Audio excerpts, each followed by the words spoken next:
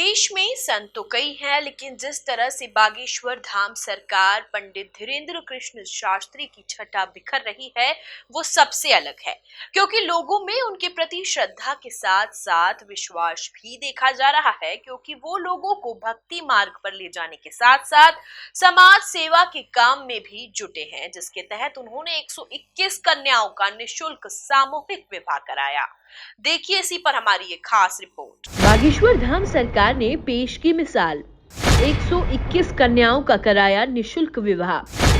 भेंट में कन्याओं को दिया गृहस्थी का सामान। सीएम शिवराज सिंह चौहान ने की तारीफ। छतरपुर का गड़ा गांव अब किसी पहचान का मोहताज नहीं है, क्योंकि अब इस छोटे से गांव की रोशनी पूरे देश में फैल चुकी है।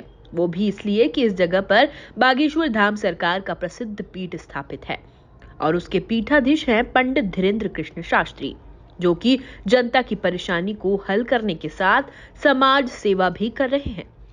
इसी कड़ी में उन्होंने सीएम शिवराज की मौजूदगी में 121 कन्याओं का सामूहिक विवाह कराया।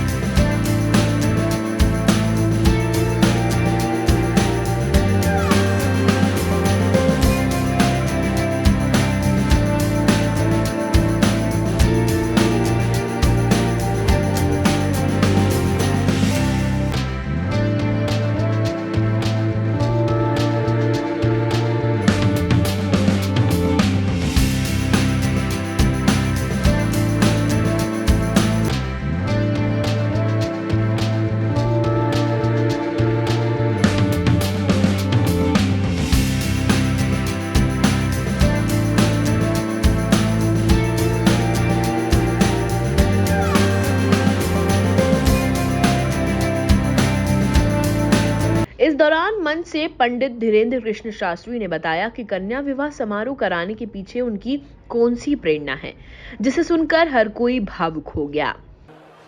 मेरे पागलो, तुम एक बात अपनी जिंदगी में याद रखना, बड़े दिल वाले होते हैं जिनके घर बेटियां होती हैं। बेटियां गरीबों के घर पर, भिखमंगों के घर पर नहीं होती हैं, याद रखना।